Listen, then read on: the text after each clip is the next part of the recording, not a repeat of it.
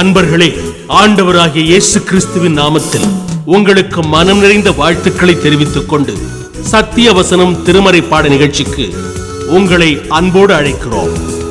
சத்திய வசனம், இது தேவனின் வசனம். நாம் சோர்ந்து போகையில் கரம் கொடுக்கும் நம் தேவனின் வசனம். திருமறையிலே நம்முடைய பால் உறவை பற்றியும் பால் உணர்வை பற்றியும் குடும்ப வாழ்வை பற்றியும் திருமண உறவை பற்றியும் அருமையான சத்தியங்கள் போதிக்கப்படுகின்றன. இவற்றை நாம் அறிந்து கொள்ள வேண்டும். ஏனென்றால் இன்றைக்கு நம்முடைய சமுதாயத்திலே உலகத்திலே பலவிதமான தவறான எண்ணங்கள், கருத்துக்கள், போலியான எண்ணங்கள் நம் நடுவிலே நிலவி வருகின்றன. உலகம் தன்னுடைய கருத்துக்களையும் தன்னுடைய வாழ்க்கை வழிகளையும் நமக்கு அளித்துக் கொண்டே இருக்கிறது. உலகத்தின் வாழ்க்கை வழிகளை கைப்பற்றிக் கொள்வோமானால் நிச்சயமாக நாம் தோல்வி அடைவோம். ஏன்? இந்த உலகத்தையும் நம்மையும் உருவாக்கின தேவன் நமக்கு நீதிகளை தருகிறார். அந்த நீதிகளை பின்பற்றும் பொழுது நாம் ஆசீர்வாதத்தோடு வாழ முடியும், மகிழ்ச்சியையும் இன்பத்தையும் அனுபவிக்க முடியும். அதை விட்டுவிட்டு போலியான வழிகளை, உலகம் தரும் வழிகளை பெற்றுக்கொள்வோமானால் வாழவே முடியாது. ஒருவேளை தற்காலிகமான இன்பம் இருந்தாலும் சில நாட்கள் மட்டும்தான் அது இருக்கும். ஆகையினால் தான் இன்றைக்கு அநேக குடும்பங்களிலே அமைதி இல்லை, திருமண உறவுகள் முறிக்கப்படுகின்றன. இப்படிப்பட்ட நிலை நம்முடைய சமுதாயத்திலே பரவி வருகிறது. இது மேல் நாட்டிலே தான் சாதாரணமாய் நிலவி வருகிறது என்று சிலர் எண்ணுகிறார்கள். இது உண்மை அல்ல.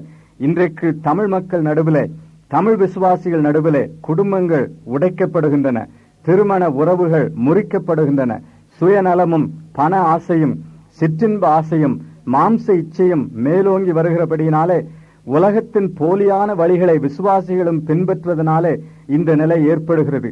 ஆகையினாலே சத்திய வசனம் என்ன சொல்லுகிறது என்பதை நாம் அறிந்து கொள்ள வேண்டும். பவுல் 1 கொரிந்தியர் 6வது அதிகாரத்திலே பால் உறவை பற்றியும் பால் உணர்வை பற்றியும் அநேக சத்தியங்களை நமக்கு கொடுத்தார்.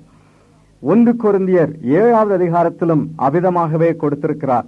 1 கொரிந்தியர் 7வது அதிகாரத்திலே திருமண உறவை பற்றி அநேக சத்தியங்களை அவர் நமக்கு தருகிறார். தேவன் பவுலின் மூலமாக நமக்கு கொடுக்கும் இந்த சத்தியங்களை சற்று நாம் படிப்போம். திருமண உறவை பற்றி 1 கொரிந்தியர் 7வது அதிகாரத்தில் கூறப்படும் சத்தியங்கள் என்ன? இதிலே முக்கியமான சத்தியம் திருமண உறவு கிறிஸ்துவுக்குள் உள்ள உறவு என்பதாகும். ஆம், கிறிஸ்துவுக்குள் உள்ள உறவு திருமண உறவு என்பதை ஒப்புக்கொண்டால் அவர் என்ன கூறுகிறார் என்பதை நாம் கவனிப்போம். இப்படி கிறிஸ்துவுக்குள் இந்த உறவு இருக்கிறது என்பதை 39வது வசனத்திலே பார்க்கிறோம். மனைவியானவள் தன் புருஷன் உயிரோடு இருக்கும் காலமளவும் பிரமாணத்தினால் கட்டப்பட்டிருக்கிறாள். தன் புருஷன் மரித்த பின்பு தனக்கு இஷ்டமானவனாயும் கர்த்தருக்குள் பட்டவனாயும் இருக்கிற எவனையாகிலும் விவாகம் பண்ணிக்கொள்ள விடுதலையாயிருக்கிறாள் என்று எழுதுகிறார். ஒரு மனிதன், ஒரு சகோதரி அல்லது ஒரு சகோதரன் திருமணத்தை குறித்து எண்ணும் பொழுது அவர் கூறுகிற 2 காரியங்களை இங்கே பார்க்கிறோம். தனக்கு இஷ்டமானவன், கர்த்தருக்கு உட்பட்டவன். இந்த 2 காரியங்களும் முக்கியம். நம்முடைய பண்பாட்டின்படி, முறைகளின்படி பெற்றோர் பெண் மக்களுக்கு கணவன்மாரையும் ஆண் மக்களுக்கு மனைவிமாரையும் தெரிந்தெடுத்துக் கொள்கிறார்கள். இது நல்லது. ஆனால் அதே சமயத்தில் பெற்றோர் கவனிக்க வேண்டியது தங்கள் பிள்ளைகளுக்கு விருப்பமானவர்களாகவும் இருக்க வேண்டும், கர்த்தருக்குட்பட்டவர்களாகவும் இருக்க வேண்டும். தங்களுக்கு மட்டும் விருப்பமானவர்களாய் இருக்கிறவர்களை தெரிந்து கொள்ளக்கூடாது. பணத்தையும் பதவியையும் நல்ல வேலையையும் எவ்வளவு கிடைக்கும் என்பதையும் சார்ந்து தங்கள் மக்களுக்கு வரன்களை தெரிந்தெடுத்துக் கொண்டால் பின்னாலே அவர்களுடைய வாழ்வு பாதிக்கப்படும். இதை நினைவில் இருத்திக் கொள்ள வேண்டும். தங்களுடைய குடும்ப பெருமையையும் ஜாதி பெருமையையும் கருதி தங்கள் மக்களுக்கு வாழ்க்கை துணைவர்களையும் துணைவிகளையும் தெரிந்து கொண்டால் பின்னாலே கஷ்டப்பட வேண்டும்.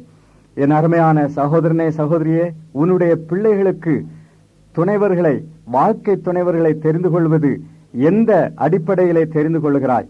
முதலாவது ஜெபித்து ஆண்டவருடைய சித்தம் என்ன என்பதை அறிந்து கொள்ள வேண்டும். அடுத்தபடி அந்த பிள்ளைகளுக்கு ஏற்றவர்களாக இருக்க வேண்டும். உன்னுடைய மகளுக்கு அல்லது மகனுக்கு விருப்பமானவர்களாக, அவர்களுக்கு பொருத்தமானவர்களாக இருக்க வேண்டும்.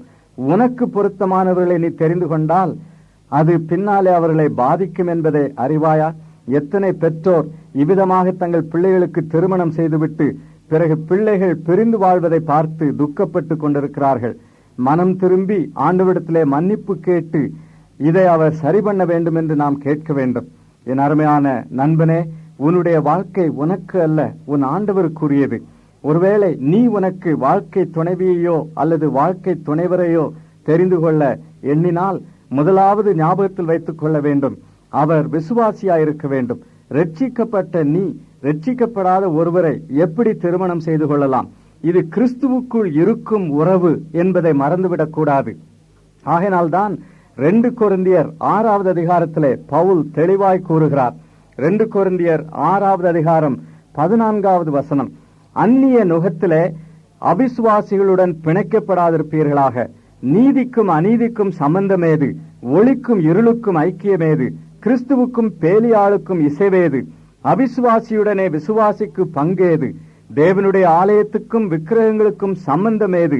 நான் அவர்களுக்குள்ளே வாசம் பண்ணி அவர்களுக்குள்ளே உலாவி அவர்கள் தேவனாயிருப்பேன், அவர்கள் என் ஜனங்களாயிருப்பார்கள் என்று தேவன் சொன்னபடி நீங்கள் ஜீவனுள்ள தேவனுடைய ஆலயமாயிருக்கிறீர்களே என்று கூறுகிறார். ஒரு விசுவாசி அவிசுவாசியோடு நுகத்திலே பிணைக்கப்படக்கூடாது என்று தெளிவாக இங்கே எடுத்து கூறுகிறார். இதை நாம் பழைய ஏற்பாட்டிலும் பார்க்கிறோம். ஆபிரகாம் தம்முடைய மகனுக்கு ஒரு மனைவியை தேடுவதற்காக தம்முடைய ஊழியக்காரனை அனுப்புகிறார். அந்த ஊழியக்காரனை அனுப்பும்போது அவனுக்கு சொன்ன வார்த்தைகளை கவனிப்போம். ஆதியாகமம் 24வது அதிகாரம் 3வது 4வது வசனங்கள், நான் கூடியிருக்கிற கானானியருடைய குமாரத்திகளில் நீ என் குமாரனுக்கு பெண் கொள்ளாமல் நீ என் தேசத்துக்கும் என் இனத்தாரிடத்துக்கும் போய் என் குமாரனாகி ஈசாக்குக்கு பெண் கொள்வேன் என்று வானத்துக்கு தேவனும் பூமிக்கு தேவனுமாகிய கர்த்தர் பேரில் எனக்கு ஆணையிட்டு கொடுக்கும்படிக்கு நீ உன் கையை என் தொடையின் கீழ் வை என்றான். யெகோவாவின் பேரில் ஆணையிடும்படி ஆபிரகாம் அழைக்கிறார். ஏன்? யெகோவாவை கனம் பண்ண வேண்டும். யெகோவாவின் மேல் விசுவாசம் வைத்த ஒரு பெண்ணை தம்முடைய குமாரனுக்கு கொள்ள வேண்டும். இதுதான் அவருடைய வாஞ்சை. இந்த வசனத்தின் அடிப்படையிலே உறவினர்கள் நடுவிலேயே திருமணம் செய்ய வேண்டும், சொந்த ஜாதியிலேயே சமுதாயத்திலே திருமணம் செய்ய வேண்டும் என்று வசனம் போதிக்கிறது என்று கூறிவிடக் கூடாது. இஸ்ரவேல் மக்கள் தங்கள் விசுவாசிகளாக தங்கள் நடுவில் இருக்கிற மக்களையே திருமணம் செய்ய வேண்டும் என்பதனாலே இஸ்ரவேல் ஜாதியார் தங்கள் ஜாதியிலேயே திருமணம் செய்ய வேண்டும் என்று ஆண்டவர் கூறினார். ஆகையினாலே நாமும் ஜாதி விட்டு ஜாதி போய்விடக்கூடாது என்று ஜாதி வேறுபாடு திருமண காரியங்களிலே சிலர் கொண்டு வந்து நுழைத்து விடுகிறார்கள். என் அருமையான சகோதரனே, சகோதரியே, விசுவாசி என்று கூறிக்கொண்டு ஜாதி பேசுவாயானால் உன்னுடைய விசுவாசம் கேள்விக்குரியதாகும். அங்கு ஜாதி அல்ல முக்கியமான பிரச்சனை. இஸ்ரவேலருக்குள்ளேயே திருமணம் செய்ய வேண்டும் என்பது ஏன்? அவர்கள் யெகோவாவை வணங்குகிற மக்களை திருமணம் செய்ய வேண்டும், ஒரே விசுவாசத்திலே திருமணம் செய்ய வேண்டும் என்பதைத்தான் ஆண்டவர் அங்கு வலியுறுத்தி கூறுகிறார். ஆகினாலே விசுவாசி அவிசுவாசியோடு ஒரு நுகத்திலே இணைக்கப்படக்கூடாது. சொந்த ஜாதி என்பதனாலே ஒரு அவிசுவாசியை நீ உன் மகளுக்கோ மகனுக்கோ தெரிந்து கொள்ளக்கூடாது. திருமண சம்பவத்திலே கர்த்தர் மகிமைப்பட வேண்டும். இது வேதத்தின் தெளிவான போதனை. திருமண உறவின் அடிப்படையாக ஆண்டவரோடு நமக்கு இருக்கும் உறவு அமைய வேண்டும். 1 கொரிந்தியர் 7வது அதிகாரத்திலே திருமண உறவை பற்றி பவுல் எழுதுகிறார். அவர் மூலமாக தேவன் நம்மோடு பேசுகிற சத்தியங்கள் இந்த அதிகாரத்தில் அடங்கியிருக்கின்றன. ஒரு விதவையானவள் மறுமணம் செய்ய தீர்மானிக்கும் பொழுது எப்படிப்பட்ட கணவனை தெரிந்து கொள்ள வேண்டும் என்று பவுல் இங்கு எழுதுகிறார். 1 கொரிந்தியர் 7வது அதிகாரம் 39வது வசனம், தன் புருஷன் மரித்த பின்பு தனக்கு இஷ்டமானவனாயும் கர்த்தருக்கு உட்பட்டவனாயினும் இருக்கிற எவனையாகிலும் விவாகம் பண்ணிக்கொள்ள விடுதலையாயிருக்கிறாள் என்று எழுதுகிறார். கர்த்தருக்கு உட்பட்டவனாயிருக்க வேண்டும் என்கிற அந்த வார்த்தையை கவனிப்போம். விவாகம் பண்ண போகிற ஆள் கர்த்தருக்கு உட்பட்டவனாய் இருக்க வேண்டும். இது மிகவும் முக்கியமான ஒரு நிபந்தனையாக திருமறையில் கொடுக்கப்படுகிறது. ஒரு விசுவாசி அவிசுவாசியை திருமணம் செய்து கொள்ளக்கூடாது. பெற்றோர் தங்கள் மகனுக்கோ மகளுக்கோ உரிய வாழ்க்கை துணையை தேடும்பொழுது எப்படிப்பட்ட ஆணையோ பெண்ணையோ தேடுகிறார்கள்? சாதாரணமாய் ஜாதி பார்த்து ஜாதகம் பார்த்து கல்யாணம் செய்கிற கிறிஸ்தவர்களும் இருக்கத்தான் செய்கிறார்கள். இது ஆண்டவரை துக்கப்படுத்துவதாகும். ஜாதி பிரிவினைக்கோ ஜாதகம் பார்ப்பதற்கோ ஒரு விசுவாசியின் வாழ்க்கையில இடம் இருக்கக்கூடாது. உன்னை விசுவாசி என்று கூறிக்கொண்டு ஜாதி வேறுபாடு பற்றி நீ பேசிக் கொண்டிருப்பாயானால் உன் விசுவாசம் திருமறைக்கு ஏற்ற விசுவாசம் அல்ல. உன் சீஷத்துவம் குறைவுபட்ட சீஷத்துவம். கிறிஸ்துவுக்குள்ளே எந்த வேறுபாடும் கிடையாது. ஆண்டவராகிய கிறிஸ்து எல்லா பிரிவினைகளையும் நீக்கிவிட்டார். ஆகினாலே கிறிஸ்தவர்கள் ஜாதி வேறுபாட்டின் அடிப்படையிலே தங்களை பிரித்துக் கொள்ளக்கூடாது. இன்றைக்கு நம்முடைய சபைகளிலும் நம்முடைய சமுதாயத்திலும் கிறிஸ்தவர்கள் நடுவிலே காணப்படுகிற ஒரு பெரும் பாவம் இதுவாகும். சில கிறிஸ்தவர்கள் இவ்விதமாய் பேசுவதை நான் கேட்டிருக்கிறேன். இஸ்ரவேல் மக்கள் தங்கள் சொந்த ஜாதியிலேயே திருமணம் செய்து கொள்ள வேண்டும் என்று ஆண்டவர் கட்டளையிடவில்லையா?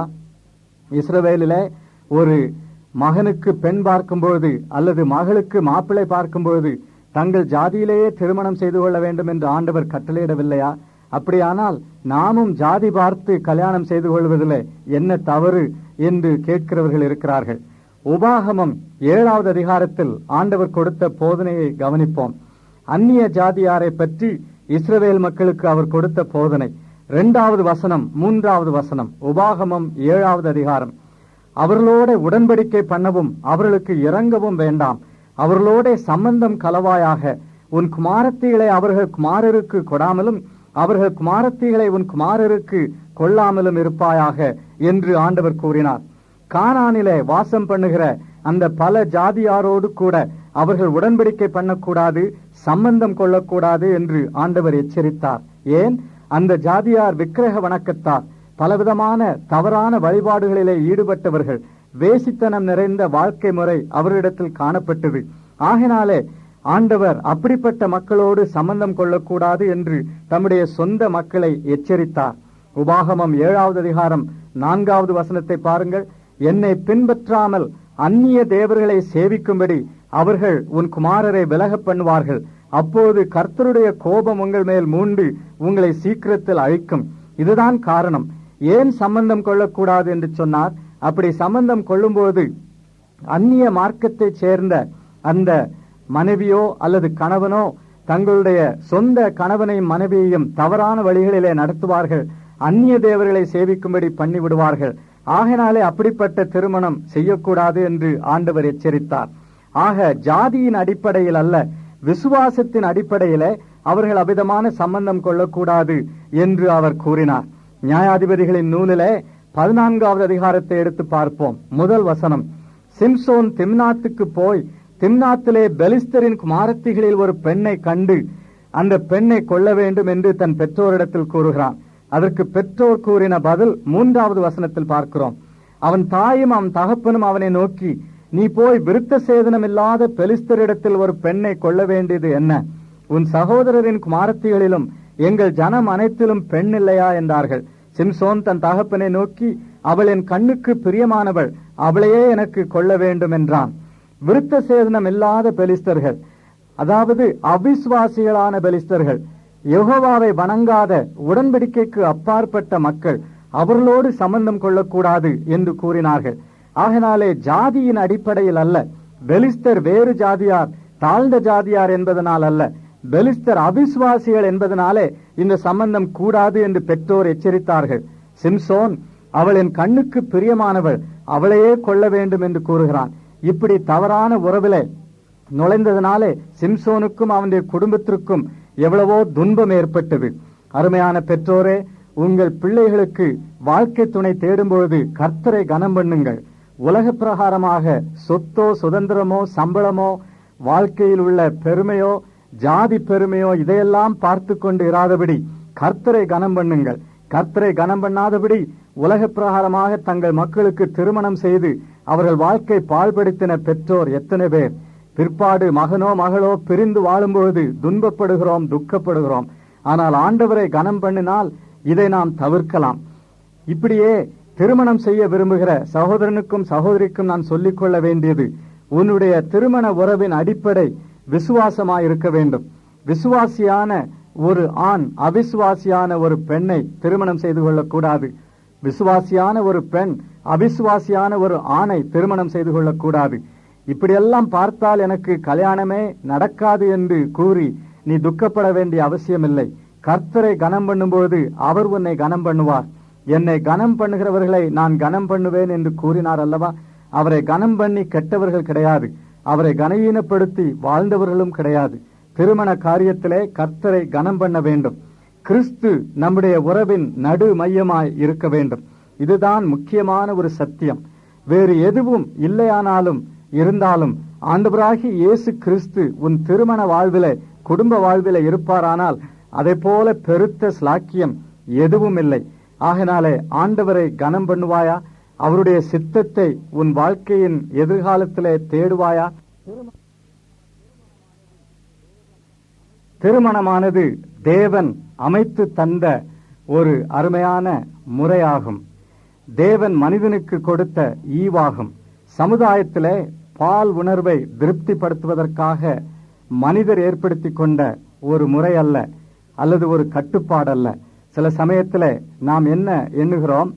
மனிதனுடைய மாம்ச இச்சையை தீர்த்து கொள்வதற்காக வேசித்தனமும் விபச்சாரமும் மலிந்து காணாதபடி சமுதாயத்திலே கட்டுப்பாடாக இந்த அமைப்பை மனிதர்கள் அமைத்துக் கொண்டார்கள் என்று எண்ணுகிறோம். இது தவறாகும். ஆரம்பத்திலே தேவன் மனிதனை உருவாக்கின பொழுது அவனுக்கு இந்த அமைப்பை கொடுத்தார். திருமண வாழ்வின் முறையை அவனுக்கு கொடுத்தார். ஆதியாகமம் 2வது அதிகாரத்தை எடுத்து பார்ப்போம். மனிதனை தேவன் உருவாக்கி ஏதேன் தோட்டத்திலே வைத்தார். பிறகு 18வது வசனத்திலே தேவனாகிய கர்த்தர் மனுஷன் தனிமையாயிருப்பது நல்லதல்ல, ஏற்ற துணையை அவனுக்கு உண்டாக்குவேன் என்றார். பல சிருஷ்டிகள் இருந்தாலும், ஆண்டவருடைய படைப்பிலே பறவைகளும் மிருகங்களும் இருந்தாலும் மனிதன் தனிமையாகத்தான் இருந்தான். அவனைப் போல இன்னொரு ஆள் அவனுக்கு துணையாக இருக்க வேண்டியது அவசியம். இதை உணர்ந்து அவனுக்கேற்ற துணையை உண்டாக்குவேன் என்று தேவன் கூறினார். 22வது வசனம், தேவனாகிய கர்த்தர் தாம் மனுஷனில் எடுத்த விலாயெலும்பை மனுஷியாக உருவாக்கி அவளை மனுஷனிடத்தில் கொண்டு வந்தார். ஆதாமுக்கு மனைவியாக ஏவாளை தேவனே அமைத்து தந்தார் என்று இதுல இருந்து பார்க்கிறோம். இதுல இருந்து அறிந்து கொள்ள வேண்டிய ஒரு உண்மையான சத்தியம், என் அருமையான சகோதரனே சகோதரியே, உன்னுடைய சொந்த திருமணத்தை குறித்து நீ கவலைப்பட்டு கொண்டிருப்பாயானால் ஞாபகத்தில் வைத்துக் கொள்ள வேண்டிய காரியம், தேவன் உனக்காக அக்கறைப்படுகிறார்.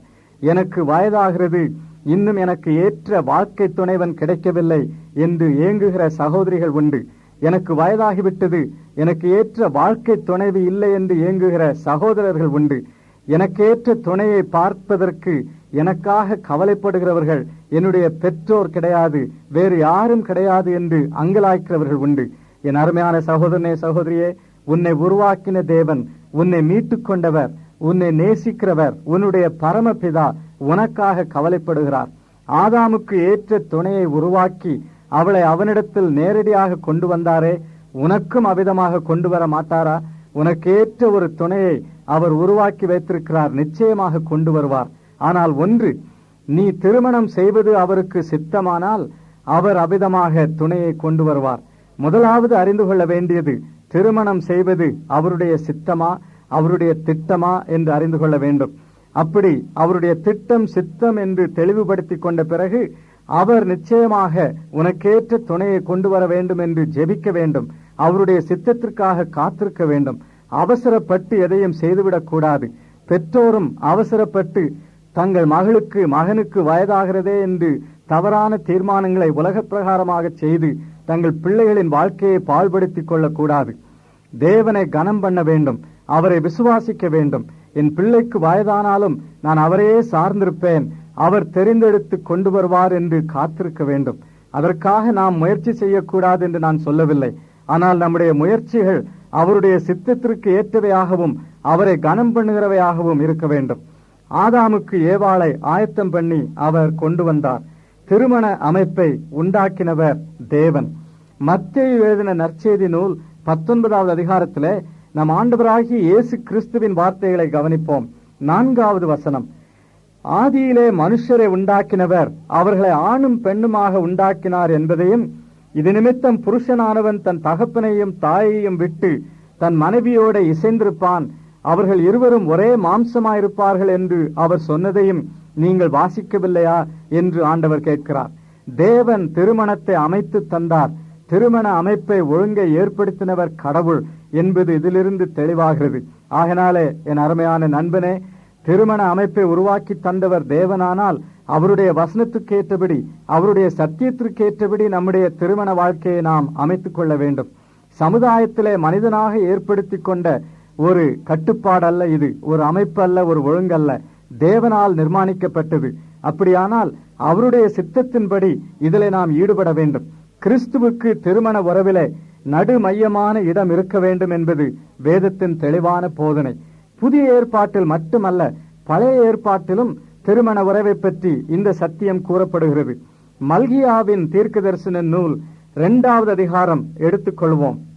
14வது வசனம், உன் தோழியும் உன் உடன்படிக்கையின் மனைவியுமாகிய அவளுக்கு நீ துரோகம் பண்ணினாயே என்று அந்த வசனத்தின் இறுதி பகுதியிலே கூறுகிறார். இந்த வார்த்தைகளை நன்றாய் கவனிப்போம். உடன்படிக்கையின் மனைவி என்று கூறப்படுகிறது. அப்படியானால் திருமணம் ஒரு உடன்படிக்கை, தேவனை கனம் பண்ணும் உடன்படிக்கை, தெய்வீக உடன்படிக்கை. இது ஏதோ மனுஷீகமாக ஆணும் பெண்ணும் செய்து கொள்ளுகிற ஒரு ஒப்பந்தம் என்று நாம் எண்ணக்கூடாது. இப்படி இதை பற்றி எளிதாக எண்ணுவதால் தான் எளிதிலே அதை உடைத்து போடுகிறோம், மீறி விடுகிறோம். ஏதோ ஒரு அரசாங்க அலுவலகத்திலே சென்று அரசாங்க அதிகாரிக்கு முன்பு ஆணும் பெண்ணும் செய்து கொள்ளுகிற ஒரு ஒப்பந்தம் அல்ல இது. கடவுளின் பார்வையிலே செய்து கொள்ளுகிற உடன்படிக்கை.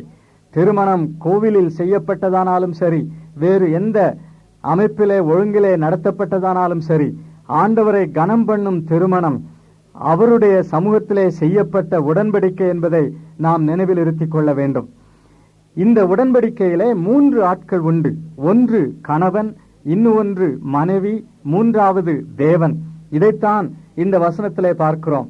உன் தோழியும் உன் உடன்படிக்கையின் மனைவியுமாகி அவளுக்கு நீ துரோகம் பண்ணினாயே என்று கூறுகிறார். அதற்கு முன்பு அதே வசனத்திலே கர்த்தர் உனக்கும் உன் இளவயதின் மனைவிக்கும் சாட்சியாயிருக்கிறார் என்று கூறுகிறார். ஒரு முக்கோணம் போல உள்ள இந்த உறவிலே முக்கோணத்தின் உச்சமாயிருக்கிறார் தேவன். அந்த முக்கோணத்தின் 2 பகுதிகளிலே கணவன் இன்னொரு இடத்திலும் மனைவி இன்னொரு இடத்திலும் காணப்படுகிறார்கள். ஆக முக்கோணத்தில் 3 புள்ளிகள். கிறிஸ்து ஒரு புள்ளி, உச்சமான புள்ளி. அடுத்த புள்ளி கணவர், இன்னொரு புள்ளி மனைவி. இவ்விதமாக திருமண உறவை நாம் காண வேண்டும். கிறிஸ்து நடு மையத்தில் இருக்கிறார், சாட்சியா இருக்கிறார். அவருடைய சமூகத்தில் செய்யப்பட்ட உடன்படிக்கை இது. இன்னொன்று, இந்த வசனத்துல மனைவி தோழி என்று கூறப்படுகிறாள். அப்படியானால் மனைவியை வேலைக்காரியாக நாம் எண்ணிக்கொள்ளக் கூடாது. மனைவி ஏதோ நமக்கு கீழானவள், தாழ்மையானவள் என்கிறபடி வேதம் போதிக்கவில்லை. ஆதியாகமம் 2வது அதிகாரத்திலே ஏவாளை உருவாக்கின தேவன் எப்படி உருவாக்கினார்? 2வது அதிகாரம் 21வது வசனம், அவன் நித்திரை அடைந்தான், அவர் அவன் விலா எலும்புகளில் ஒன்றை எடுத்து அந்த இடத்தை சதையினால் அடைத்தார். விலாவிலிருந்து ஏவாளை உருவாக்கினார் தேவன், தலை எலும்பிலிருந்து உருவாக்கவில்லை. ஆகினாலே மனைவியை தலையின் மேல் தூக்கி வைக்க கூடாது. கால் எலும்பிலிருந்து உருவாக்கவில்லை, காலின் கீழ் போட்டு அவளை வதைக்க கூடாது. விலாவிலிருந்து எடுத்தார், பக்கத்தில் இருப்பதற்காக உருவாக்கப்பட்டவள் தோழி. இதுதான் திருமண உறவு. கணவனுக்கு தோழி மனைவி, மனைவிக்கு தோழன் கணவன். இவர்கள் இருவருக்கும் நடுவிலே சாட்சி ஆண்டவர். கிறிஸ்துவை நடு மையத்தில் வைத்திருக்கும் உறவு திருமண உறவு. ஒரு முக்கோணத்தை போன்றது இந்த உறவு. முக்கோணத்திற்கு 3 புள்ளிகள் உண்டு. அதிலே உச்ச புள்ளியிலே கிறிஸ்து இருக்கிறார். ஒரு புள்ளி கணவர், இன்னொரு புள்ளி மனைவி. மல்கியா 2வது அதிகாரம் 14வது வசனத்தில் இதை பார்க்கிறோம். கர்த்தர் உனக்கும் உன் இளவயதின் மனைவிக்கும் சாட்சியா இருக்கிறார். உன் தோழியும் உன் உடன்படிக்கையின் மனைவியுமாகி அவளுக்கு நீ துரோகம் பண்ணினாயே என்று கேட்கிறார் தேவன். கர்த்தர் சாட்சியா இருப்பதனாலே இந்த உறவிலே ஏற்படும் கேடுகள், இந்த உறவிலே ஏற்படும் அநீதி எல்லாவற்றையும் அவர் கவனித்துக் கொண்டிருக்கிறார். இன்றைக்கு திருமண உறவுகளிலே எவ்வளவு அநீதி இழைக்கப்படுகிறது அல்லவா? கணவன் கொடுக்க வேண்டிய பணத்தை மனைவி கொடுக்கவில்லை, அல்லது ஏராளமான பணத்தை கொண்டு வரவில்லை என்று அவளை துன்புறுத்துகிறான். கணவனுடைய பெற்றோரும் அவளை துன்புறுத்துகிறார்கள். இது கிறிஸ்தவ சமுதாயத்திலும் காணப்படுகிறது. கிறிஸ்தவ சமுதாயத்திலும் இன்றைக்கு ரொக்கம் வாங்குவது என்கிற கேடுபாடான ஒரு முறைமை காணப்படுகிறது. அரசாங்கம் சட்டப்படி அதை தடுக்க முயலுகிறது. ஆனால் கிறிஸ்தவர்களோ அதை ஊக்குவிக்கிறார்கள். என் அருமையான சகோதரனே, சகோதரியே, உன்னுடைய திருமண ஒழுங்குகளிலே, உறவிலே பணத்திற்கு முக்கியத்துவம் கொடுத்து இவ்வளவு ரொக்கம் கொண்டு வர வேண்டும், அவ்வளவு நகை கொண்டு வர வேண்டும் என்று கெடுபிடியாக இருப்பாயானால் அது கர்த்தருக்கு விரோதமானது என்பதை ஞாபகத்தில் வைத்துக் கொள்ள வேண்டும். திருமண உறவை வியாபார உறவாக்கி விட்டாய். இது ஆண்டவரை அவமதிப்பதாகும். இப்படி செய்கிற பெற்றோரும் பாவம் செய்கிறார்கள், இப்படி செய்கிற பெண்களும் ஆண்களும் பாவம் செய்கிறார்கள் என்பதை நாம் நினைவில் இருத்திக் கொள்ள வேண்டும். ஆக திருமண உறவிலே இழைக்கப்படும் அநீதியை எல்லாம் தேவன் கவனித்துக் கொண்டிருக்கிறார். மனைவிமாரை அடிக்கும் கணவன்மார் உண்டு. மனைவிமாரை அடிக்கும் கணவன்மார் மட்டுமல்ல, கணவன்மாரை அடிக்கும் மனைவிமாரும் கூட உண்டு. இது எவ்வளவு தவறல்லவா? இது திருமண உறவிலே ஏற்படும் ஒரு பெரிய அவமானமாகும், வெட்கக்கேடான ஒரு காரியமாகும். திருமண உறவிலே உன் மனைவியை நீ துன்புறுத்துவாயானால் ஒருவேளை அவளை கேட்க யாரும் இல்லை என்று நீ எண்ணிக்கொள்ளலாம். ஏழை குடும்பத்திலிருந்து வந்தவள், யாரும் அவளை கேட்க மாட்டார்கள் என்று நீ நினைத்துக் கொள்ளலாம். தேவன் கேட்கிறார், அவர் பார்த்து கொண்டிருக்கிறார். திருமண உறவிலே அவர் சாட்சியாயிருக்கிறார். இது வேதத்தின் வார்த்தை. ஆகினாலே திருமண உறவிலே ஏற்படும் அநீதியை அவர் கவனிக்கிறார். திருமண வாழ்விலே ஏற்படும் துரோகத்தை அவர் கவனிக்கிறார். இன்றைக்கு எத்தனை கணவன்மார் ரகசியத்திலே வேறு தொடர்புகள் வைத்துக் கொண்டு தங்கள் மனைவிக்கு துரோகம் செய்கிறார்கள். எத்தனை மனைவிமார் ரகசிய நட்பு வைத்துக் கொண்டு தங்கள் கணவன்மாருக்கு துரோகம் செய்கிறார்கள். யாருக்கும் தெரியாது என்று நீ நினைத்தாலும் தேவன் பார்க்கிறார். உன்னுடைய திருமண உறவிலே உடன்படிக்கையிலே அவர் சாட்சி என்பதை ஞாபகத்தில் வைத்துக் கொள்ள வேண்டும். அப்படியானால் திருமண உறவிலே அவரை கனம் பண்ண வேண்டும். அவர் பார்த்து கொண்டிருக்கிறார் என்கிற எண்ணத்தோடு எல்லாவற்றையும் செய்ய வேண்டும். கணவனுக்குரிய மரியாதையை மனைவி கொடுக்க வேண்டும், மனைவிக்குரிய மரியாதையை கணவன் கொடுக்க வேண்டும். ஏன்? கர்த்தர் பார்த்து கொண்டிருக்கிறார். அநீதிக்கு இடமில்லை, துரோகத்துக்கு இடமில்லை. அது மட்டுமல்ல, இயேசு நடுமையத்தில் இருக்கிறார் என்பதனாலே இன்னொரு சத்தியம், அவரிடத்துல நாம் சென்று அவருடைய திட்டத்தை பெற்று நிறைவேற்ற வேண்டும். ஆண் பெண் இந்த உறவிலே பெண் இழிவானவள், தாழ்மையான நிலையில் உள்ளவள், குறைவுபட்டவள், பலவீனமானவள் என்று அடிக்கடி நாம் எண்ணிக்கொள்கிறோம் அல்லவா? ஆனால் வேதம் என்ன கூறுகிறது? உன் மனைவி உனக்கு தோழியானவள் என்று கூறுகிறது. அப்படியானால் அவளை கனத்தோடு நடத்த வேண்டும். கலாத்தியருக்கு எழுதின நிருபம் 4வது அதிகாரத்திலே என்ன சொல்லி இருக்கிறது? 3வது அதிகாரத்திலே 28வது வசனத்திலே, யூதன் என்றும் கிரேக்கன் என்றும் இல்லை, அடிமை என்றும் சுயாதீனன் என்றும் இல்லை, ஆண் என்றும் பெண் என்றும் இல்லை, நீங்கள் எல்லாரும் கிறிஸ்து இயேசுவுக்குள் ஒன்றாயிருக்கிறீர்கள் என்று கூறியிருக்கிறது. இயேசு கிறிஸ்துவிலே பெண் தாழ்வானவள், ஆண் மேலானவன் என்று வேதம் குறிப்பிடவே இல்லை. பெண் பலவீன பாண்டம் என்று கூறியிருக்கிறது. அவளுடைய உடல் நிலையை அது எடுத்து காட்டுகிறது. ஆனால் அவள் தாழ்மையானவள், தாழ்வாக நடத்தப்பட வேண்டியவள் என்று வேதம் கூறவே இல்லை. ஆணும் பெண்ணும் ஒன்று, கிறிஸ்துவுக்குள் ஒன்றாயிருக்கிறார்கள் என்றுதான் திருமறை போதிக்கிறது. அப்படியானால் கணவன் மனைவியை கனத்தோடு நடத்த வேண்டும். இப்படிப்பட்ட உறவிலே கிறிஸ்து தலையாயிருக்கிறார், அவர் நடுமையத்தில் இருக்கிறார். ஆகினால்தான் எபேசியருக்கு எழுதின நிருபம் 5வது அதிகாரம் 22வது வசனத்திலே, மனைவிகளே கர்த்தருக்கு கீழ்ப்படுகிறது போல உங்கள் சொந்த புருஷருக்கு கீழ்ப்படியுங்கள் என்று எழுதுகிறார். புருஷர்களை பார்த்து கிறிஸ்து சபையில் அன்பு கூர்ந்தது போல நீங்கள் உங்கள் மனைவியின் பேரில் அன்பு கூறுங்கள் என்று 25வது வசனத்தில் கூறுகிறார். 6வது அதிகாரம் 1 வசனத்திலே, பிள்ளைகளே உங்கள் பெற்றோருக்கு கர்த்தருக்குள் கீழ்ப்படியுங்கள் என்று கூறுகிறார். குடும்ப உறவுகள் எல்லாம் கர்த்தருக்குள்ளான உறவுகளாய் இருக்க வேண்டும். கொலோசையருக்கு எழுதின நிருபம் 3வது அதிகாரம் 18வது வசனம், மனைவிகளே கர்த்தருக்கு ஏற்கும்படி உங்கள் புருஷருக்கு கீழ்ப்படியுங்கள் என்று கூறுகிறார். நம்முடைய குடும்ப உறவுகள் கர்த்தருக்குள்ளான உறவுகளாயிருக்க வேண்டும். கிறிஸ்துவுக்குள் அல்லது கர்த்தருக்குள் என்கிற இந்த சொற்றொடர் பவுலின் எழுத்துக்களிலே 164 முறை பயன்படுத்தப்படுகிறது. அதன் பொருள் என்ன? நம்முடைய எல்லா உறவுகளும் கிறிஸ்துவால் ஆளப்பட்ட உறவுகளாயிருக்க வேண்டும். கிறிஸ்துவின் ஆதிக்கத்தின் கீழ் இருக்கும் உறவுகளாயிருக்க வேண்டும்.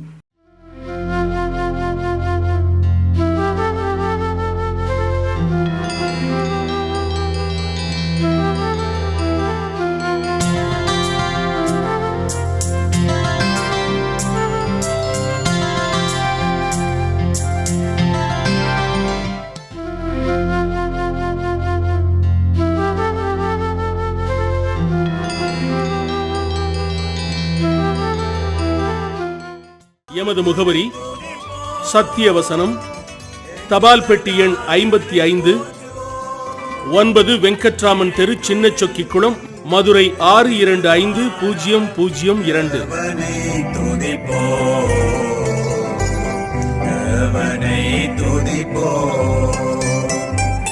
நேற்றும் இன்றும் என்றும்